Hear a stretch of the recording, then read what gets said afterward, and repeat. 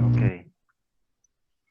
So this module is on content and contextual analysis. That is why you are asked to choose a primary source. Okay. Then you're going to analyze that one.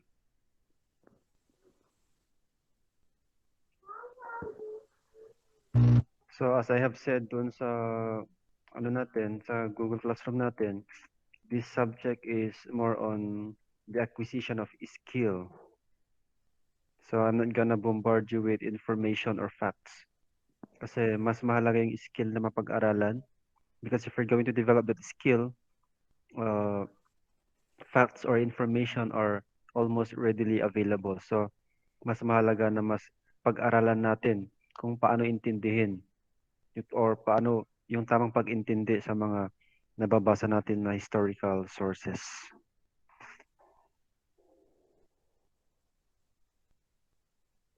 So halimbawa, yung Chronicle ni Antonio Pigafetta during the first voyage around the world by the Magellan Expedition. So, yung account or yung Chronicle ni Pigafetta, ito yung primary source. Okay? Primary source about the first voyage around the world. And we can also use that in our history in the Philippines kasi dumaan siya sa Pilipinas. At very historic yung nangyari sa expedition nila sa Pilipinas kasi dito namatay yung kanilang kapitan, si Magellan. So, we will read some. For example, sabi ni Pigafetta, when they arrived in an island, sabi niya, these people have no worms, but use sticks which have a fish bone at the end. They are poor but ingenious and great thieves. And for the sake of that, we call these three islands the Ladrones Islands. So that's how he described when they arrived in a certain island in the Pacific. So pinangalanan nilang Ladrones yun, ibig sabihin, isla ng mga magnanakaw kasi ninakawan sila ng mga tao doon. Then pagdating naman nila sa Pilipinas, meron siyang description. When he was visited by when they were visited by 9 men in an inhabited island called Fumono. Kasi they felt that they are more secure there than staying in the Isle of Samar. So, meron isang prutas na nakita nila. At ito na yung description ni Pigafetta. This palm produces a fruit named Kocho, which is which is as large as the head or thereabouts. Its first husk is green and 2 fingers in thickness and so on. So, kung titignan natin parang ano to, para siyang nyog. But actually, hindi ata nyog to. I don't know if I am right. Ito ata yung kopra na tinatawag. But I'm not so sure kasi I have not seen this one. So, other one. During the Mass in Limasawa, when the offertory of the Mass came, the two kings went to meet the cross like us, but they offered nothing. And at the elevation of the body of our Lord, they were kneeling like us and adored our Lord with joy. And so, ito isang patunay na may doon yung unang misa.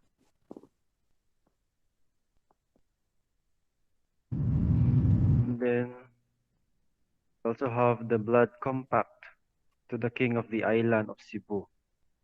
So as a sign of friendship, nagkaroon ng blood compact or sanduguan.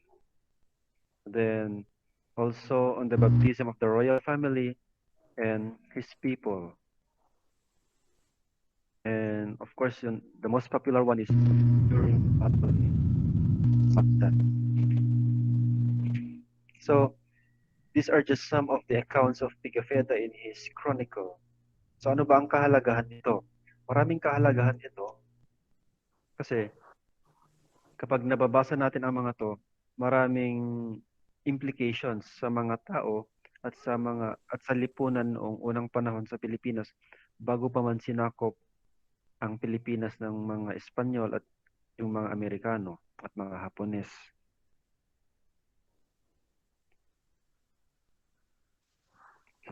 So, for example, in the importance of the document. So, ano ba ang kahalagahan ng dokumentong ito? So, dahil nga ang mga Pilipino, hindi tayo maagang natuto na magsulat, unlike the, the Westerners. So, we are oral by tradition. So, we pass down our culture, our traditions orally. Kaya, we can hardly find written documents during the pre-colonial Philippines. Kaya, yung isinulat ni Pigafetta ito, yung, yung text o document na ito ay mahalaga para sa pag-aaral natin sa pre-colonial Philippines. How does the pre-colonial Philippines look like? Anong klaseng lipunan meron sila? Hence, this document is considered a credible source kasi primary siya. Credible siya kasi andun mismo yung nagsulat. Hindi niya narinig kundi nakita niya, na-experience niya. Andun siya. So napakahalaga. Sabi ko nga, walang ibang written document kundi yun. Ito lang yung available. Though it's very limited kasi sa Visayas lang siya. But at least, meron tayong mababasa tungkol sa mga Pilipino noon. And always, in history, ang author is bias. There is always bias on the part of the author because the author is not a blank tablet. He has his own personality. He has his own obligation. Meron siyang sariling pag-iisip. Kaya yung kanyang pagsusulat sa mga bagay-bagay ay subjective. Subjective. Halimbawa, si Pigafetta, he was a chronicler of his Spanish expedition. At yung kanyang trabaho ay magsulat para sa Espanya. Siya din ay mayaman.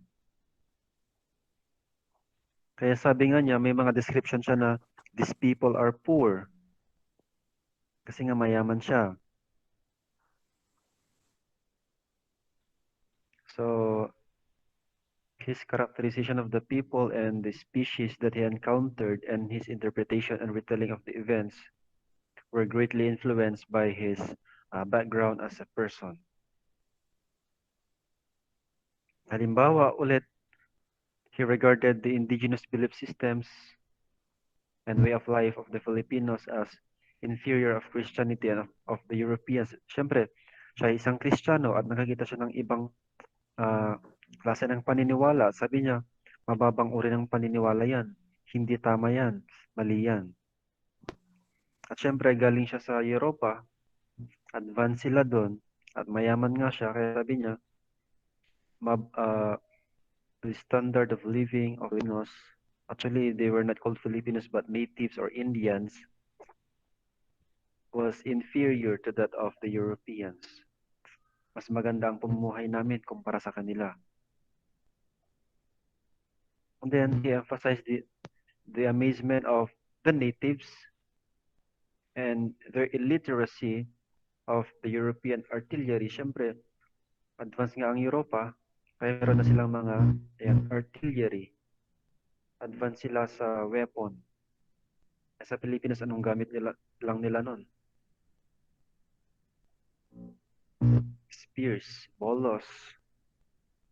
And of course, they had goods. Yung mga Pilipino nun, they just rely on nature, kung anong nasa paligid nila. Wala pang production noon dito sa atin. So, yan ang background ng author. Bias siya dyan. Kaya pag-aralan natin kung sino ba siya. Ano bang status siya sa buhay. Para mas maintindihan natin kung bakit ganun ang kanyang mga naisulat. Next, context of the document. So it should be understood that such observations and remarks were rooted from the context of Pigafetta and his era. So, ano bang nangyayari noon sa panahong yun? anong klaseng environment, lipunan, ang kinalakihan o ang meron noong panahon yun. So, context of the document. So, always remember that that document was written in the 16th century. So, napakatagal na panahon, 16th century. And then from a European perspective, not from an insider perspective, but an outsider perspective. Outsider ang nagkukwento doon. And then during that time, Europe was dominated by the Roman Empire. At noon kasi, ang simbahang Katolika ay makapangyarihan. So the Church of then was dominant, powerful. Kaya yung Roman Empire na yan, nasa simbahan ang kanyang loyalty.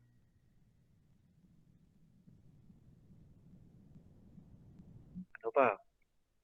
So sa Europa noon, napakahalaga ng mga gold, silvers, and other kinds of wealth or precious metals. Kasi yun ang simbolo ng pagiging mayaman. Kaya pagpunta nila sa Pilipinas, they were amazed. Uy, may mga gold din pala dito. Kasi anong patunay na may mga gold? In his accounts, mababasa natin na he described kings wearing gold rings and golden daggers. So, ibig sabihin, may maraming gold sa atin. Actually, there were gold mines during that time already. So, mayaman talaga tayo sa gold. And then, another one is their obsession of spices. They were so amazed. They were so surprised. They were amazed kasi napakaraming spices sa Pilipinas. And then the natives were surprised. Sabi nila, anong meron? Ba't parang ang saya-saya nila? Parang gulat na gulat sila na these people are amazed with these spices in the Philippines. Kasi nga, ordinary lang naman din, wala naman tayong pakialam dyan. Andiyan lang naman sa gilid-gilid ng mga yan. However, if you're going to understand the context, sa Europa, wala mga spices yan. And actually, yun ang hinahanap nila sa Far East na tinatawag nila. So, spices then were scarce in Europe. That's why they were looking for spices in the Far East, particularly the Moluccas Islands. So, yan ang konteksto ng dokumento. So, we should understand when was that document produced, ano ang nangyayari sa kapaligiran, mga ganon. The next contribution to understanding Philippine history. So, we will never go away with Philippine history kasi yun naman ang napakahalaga talaga. So, ano ba ang kahalagahan nito sa ating kasaysayan sa Pilipinas? So, pag nabasa na natin yung dokumento, so what now? Anong kahalagahan? What for? What can we get from that document? Para mas maintindihan natin ng tama ang ating kasaysayan. So, being the earliest detailed document, it provides an account for a pure pre-colonial society. So, sabi natin pure, walang halo. Kasi nga hindi pa colonize ang Pilipinas noon. Halimbawa, for instance, Pigafetta described the natives as very familiar and friendly. So, mas maintindihan natin na ang mga Pilipino pala ay likas sa kanila ang pagiging friendly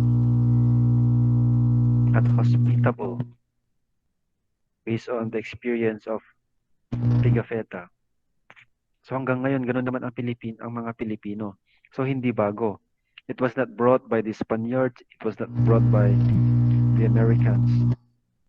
So likas na sa atin yan ang pagiging hospitable at palakaibiganin, if that is the right word. And many more examples. Then it provides a lens, though it is very limited for us to see how Philippine society looked like before colonization began. Halimbawa, the mentioning of several local leaders which depicts a society composed of different groups living on their own villages, communities governed by their own chieftains. So it implies that there was no central government. So, ibig sabihin, pinapakita niya dito yung klaseng lipunan ang meron noon na kanya-kanyang community, may kanya-kanyang leaders. No kuma dito'y Kalinga,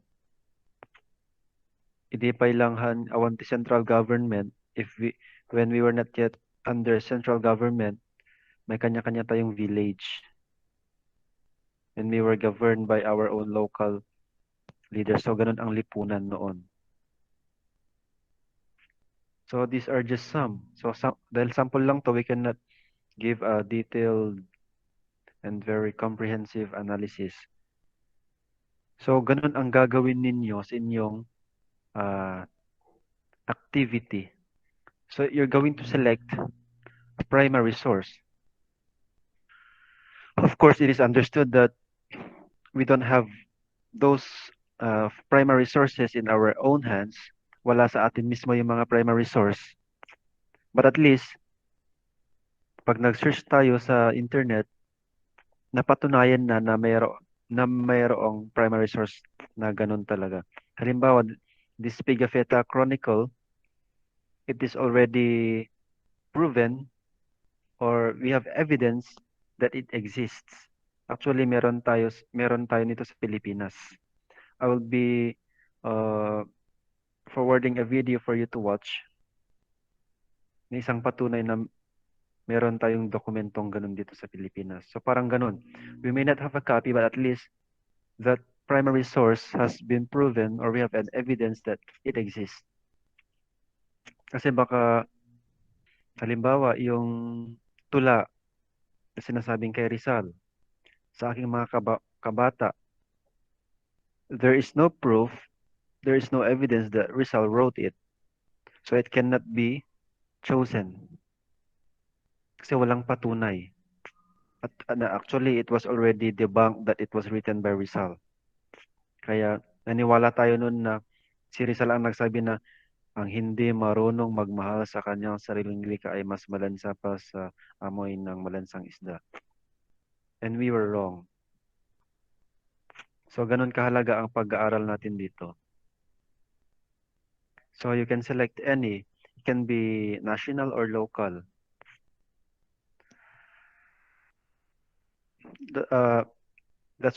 Since we cannot produce those primary sources, ay nilagay ko din sa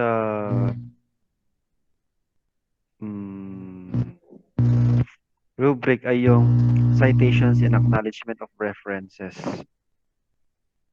Para at least dito malaman kung saan galing yung inyong primary source na tinutukoy. So I assume that you know the APA format when you were in senior high school. Dahil sa research.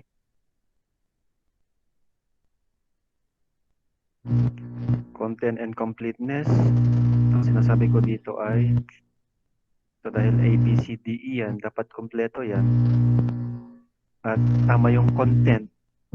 So you can get 50 points. In organization and grammar, we cannot go away with grammar also in organization. Kasi organization, pagkasunod-sunod ng ating mga sinasabi. Dapat organisado. Kaya ginawa kong ganito para, for example, first paragraph, ito yung summary. Second paragraph, ito yung importance of the text and then the rest. So, organize siya. And of course, grammar, mahalaga din yan. Kasi it will affect our idea kung mali ang ating grammar. Hindi sa nagmamagaling tayo pero kailangan yan, whether we like it or not. Timeliness, I include timeliness kasi I understand na mahirap yung signal sa iba, walang gamit yung iba, but still we have deadlines to meet. Hindi pwedeng pag fourth year pinto ang ipasa yung data. Of course not. So, baka everyday minus 1 point pag na late. So 100 points yan.